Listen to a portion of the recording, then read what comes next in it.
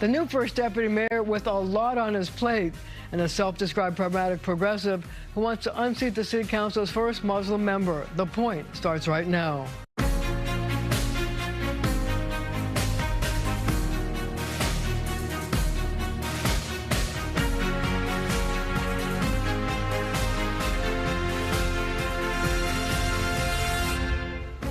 First Deputy Mayor Randy Mastro has hit the ground running with an ambitious agenda that has City Hall humming with activity.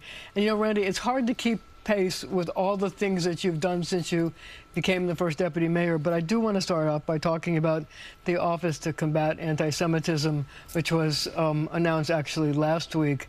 And my question is this: what can this office accomplish since there's been a huge increase in the number of incidents of anti-Semitism? Well, Marsha, that's why it's so compelling that we formed such an office, that this mayor showed the vision and the leadership to be the first big city to establish a mayor's office to combat anti-Semitism. Because in the first quarter of this year, 62% of all the hate crimes in this city were against Jews. All the other groups that have experienced hate crimes don't even come close to the hate crimes against Jews. Now, that's just unacceptable. So what can an office like this do? It can educate, it can set a tone, and it can also set policy.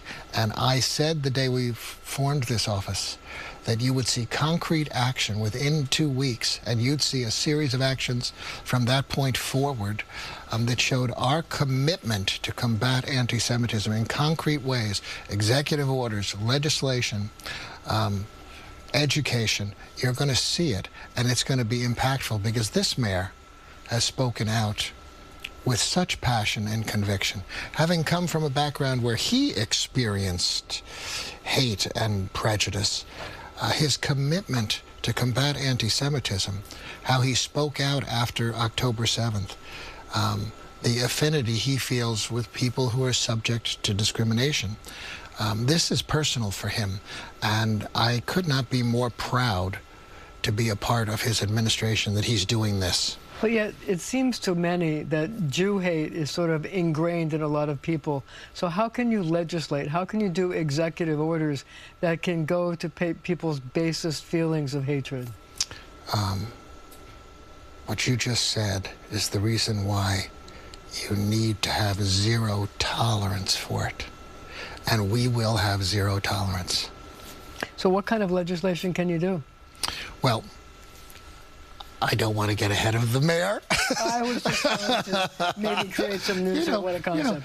I'm giving you news every day. The mayor is giving you news every day. Absolutely. So stay tuned, but I think you will see as early as this coming week the kinds of things that a mayor can do, not only to set the tone, but in concrete action. And Mayor Adams will do them. So I wanted to ask you about the mask legislation that was passed by the legislature, which some people felt didn't go far enough, because it basically says if you wear a mask in the commission of a crime, it's added on as an extra charge. Well, but what about outlawing wearing masks at protests and things like that? Again, I don't want to get ahead of the mayor, but I think the mayor has already spoken publicly on this. He doesn't think state law went far enough. And I think you will be hearing more from us on that subject, too, very soon. So stay tuned. Obviously put my finger on an issue. Let's talk about the Kahlani concert that was canceled in Central Park because of anti-Semitic statements that were made. A number of city council members are calling on you to reverse that. They're calling on the Parks Foundation to reverse that. What's your position on that? Wow, I find that sad. We have zero tolerance for anti-Semitism, and we also have zero tolerance for creating security concerns in the use of public facilities. The Parks Foundation made this decision, but I did write on behalf of the mayor and the administration to say they really should reconsider. Divisive would have been a security concern, and we have zero tolerance for anti-Semitism. Cornell University said, no, I'm not going to have a concert by that artist. All right? So I can't tell you how many people, how many elected officials, how many people from the city council I got calls from privately saying, aren't you going to do something about this? So I don't think the city council members who are doing this now are speaking. Yeah, I don't think they're speaking for the body, and I don't think they're speaking for most New Yorkers. So one of the other big ticket things that you've done recently this past week was to unveil a new program for redesigning Fifth Avenue, and it includes reducing the number of traffic lanes from 4 to 3, which may not please all the drivers in the city, but it has new trees and it's going to rejuvenate the area. Why now? Well, we're the greatest city in the world, and we should have the greatest avenue in the world. The fact of the matter is that Fifth Avenue, our street of dreams, needed an upgrade. And the businesses on Fifth Avenue came to us and said, can you help? And this administration answered the call. And transformative projects like this are what make New York City great, what draws economic activity and tourists. So from the public library on 40th Street all the way up to Central Park South, you are going to see this beautiful tree-lined pedestrian boulevard that's going to rival the Champs-Élysées. It is a wonderful project, and that Mayor Adams has had the vision and leadership to support this. The city's putting in over $400 million, and the local businesses are putting in over $20 million. It is going to be a legacy achievement all New Yorkers can be proud of. How long will it take to do? It will take a number of years. It should be done starting in 28, should be done by 30-31. But the aim is to do it as much as possible in chunks that are at one time, so it's less disruptive to the city as a whole, but it's going to just be beautiful. So since we're talking about dates, there's another date that people think about, and that is the year 2027, when Rikers Island is supposed to close. And many people, including the mayor, as a matter of fact, have questioned whether or not that's actually a doable date, and maybe the city council should reconsider, given the fact that, A, the local jails that are being built are behind schedule, and also they only hold 4,100 people, and there are now over 7,000 people on Rikers Island. What do you do with all these people? So I think there's a general recognition, including by the commission that originally proposed the closure of Rikers, and city council representatives who've pushed for that as well, that the 2027 closure date isn't realistic any longer. I think there's also a growing recognition that there are some fundamental issues with this plan. You just pointed out one of them. There's over 7,000 incarcerated at Rikers, but the borough-based jails only provide for a little over 4,000. And there's the problem that most of those incarcerated Rikers have mental illness problems diagnosed, many of them serious mental illness problems. So as the mayor has said, rightly, at least one of those facilities, one of those borough-based jails, should be focused on those who are in need of, mental illness services. So there's a lot that we have to do to improve this plan to make it work. But 2027 isn't realistic. So if you need to decide that one of the jails would be dedicated to people who need mental health services, does that mean that the jail has to be redesigned to deal with those needs? There will be some redesign elements in at least one of the facilities. They're not all at phases of construction where it would be any kind of problem to do that. We can do that, and it just makes sense. Sometimes we have to use both our heads and our hearts, and what makes sense is to have at least one of those borough-based jails be for mental illness and the incarceration of those who need those services. So what role so the federal judge just appointed a remediation manager, for lack of a better phrase, to oversee Rikers, but what role will that federal overseer have once you move from Rikers to these borough-based jails, if at all, or will it revert back to city control? Should be zero.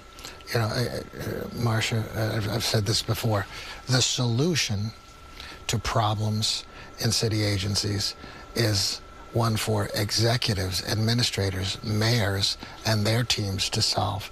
Court oversight is never the answer or the ultimate answer.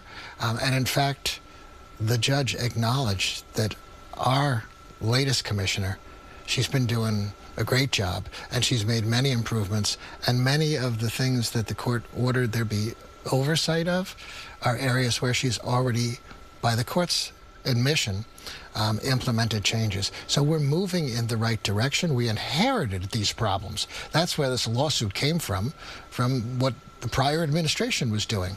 And there's been massive improvements since. Again, I don't think court supervision is ever the way, but it's not going to affect the Rikers closure plan or any of our other plans. Well, we're going to have to leave it right there for now, but we'll be right back.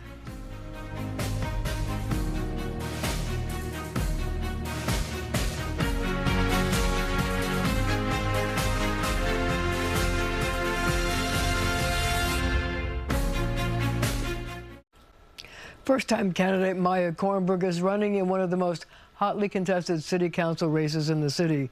We asked her opponent, Councilmember Shahana Hanif, to appear as well, but she was not available. So let me start with asking you this question. You describe yourself as a pragmatic progressive. What exactly does that mean, and what are you telling voters about it? So I've been a democracy advocate my whole career, and right now I think that our democracy is more in danger than it has been since the Civil War, frankly.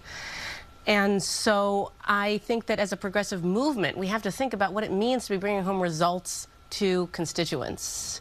I was disappointed to see the current council member, when she became co-chair of the Progressive Caucus in the council, demand from folks in the caucus either take a pledge to defund the police completely or leave the caucus, and half the caucus left as a result. Now, my approach is exactly the opposite.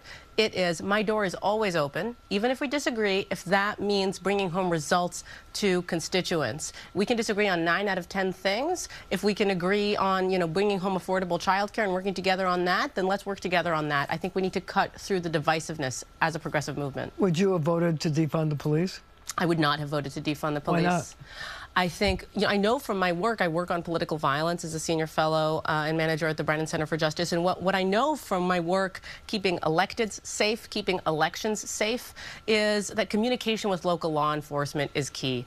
Police reform and prison reform are part of that for me, a part of the safety conversation. But calls to completely defund the police are not going to keep our community safer. So one of the big issues in the campaign is the issue of the support of Israel, the support of the state of Palestine. And I know that your opponent has been an ardent supporter of Palestine and has not supported Israel. Your thoughts on that, and why is it such a big issue in your race? Yeah. Well, I know that a lot of media attention has been, kind of paid to that specific angle. But I have said, and I will say again, I'm not running for the State Department. I'm running for the City Council. I'm running because of the local crises facing New York City. And frankly, I think that the council members' disproportionate focus on that issue and, taking public divisive stands on that issue, instead of focusing on the local issues facing our district, on fixing potholes and planting trees, is precisely the kind of progressive, attitude that I think we need to change. I, like the council member, have called for a ceasefire. I pray for a peaceful return of the hostages and for a ceasefire and for a peaceful two-state solution. Unlike the council member, I've actually worked on this issue. I used to work with the United Nations in the Middle East. I speak Arabic. I speak Hebrew. I've worked on Palestinian economic and political institution building, which I believe is the bedrock of peace and of democracy.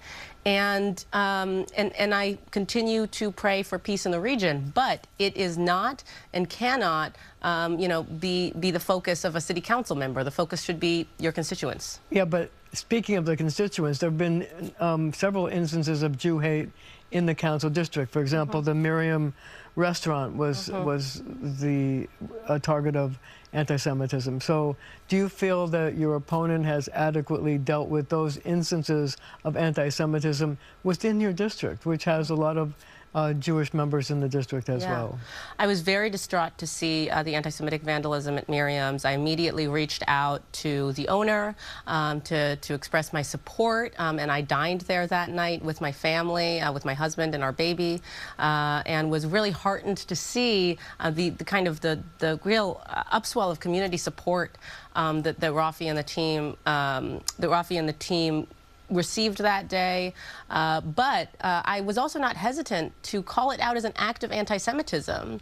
And Councilmember Hanif, in her post about it, did not say the word anti-Semitism. I think we shouldn't be afraid of saying that word loud and clear. There is rising anti-Semitism in this country and in this city, and I, as a Jewish American, really think that we need to take that seriously. I've fought against hate in all its forms my whole career, and we need to continue to do that. So one of the issues in your district is the rise of crime along the Fifth Avenue corridor. I wonder what you think the solution should be to stop the rash of burglaries and other things that have been happening there in Park Slope. Well, first of all, I'm very supportive of local bids and have been in conversation with the Fifth Avenue bid. I'm very supportive of the nascent effort to start a Gowanus bid nearby. I think bids really serve an important purpose in advocating for and organizing local business owners. And I think that another key part of this has to be, again, coordination with local law enforcement. And that's why I've been attending precinct meetings, the 78th, the 76th precinct. I think building that relationship with law enforcement and rebuilding some of the trust that's been lost. I also think that addressing the mental health crisis in this city is a really important part of safety. I have been an advocate for crisis first responders who can address, non-criminal mental health crises. And it doesn't always have to be the police responding. I think that there's a lot more different tools that we have in our toolkit that we can use like that. Well, one of the parts in your district also includes Gowanus. And I'm wondering, we only have about a minute left, but I wonder what you think can be done to incentivize landlords to check their buildings to see if there are any contamination so they can remediate it. Yeah, that's a big issue, and I've been outspoken about, having lived as a tenant my whole adult life, and I think that in general we just have to be fighting against predatory landlords and leasing companies, and we have to be making sure that we're holding people's feet to the fire in that and in other issues when it comes to just having safe buildings that are up to standard with every standard of safety, including some of the environmental hazards that we're seeing in Gowanus right now. But is there anything that you can do to incentivize landlords to actually do the tests? I mean, people in Gowanus may wonder whether they're actually living in a safe building. Well, I think it's about the oversight. I think it's about the oversight just like you have other regulations that folks are not following. But if we have effective oversight of that and other regulations. Oversight by who? By the respective city council by the respective agencies that need to be overseeing that need to be overseeing some of the other environmental hazards, that need to be overseeing the building of the anti-flooding infrastructure that we need in Gowanus and the other things. And I think through effective use of hearings and and relationship building, the council has an important part to play in holding people's feet to the fire within the agencies that need to be doing that work. Well, we're going to have to leave it right there for now, but our conversations continue right after the show on our streaming channel, CBS News New York.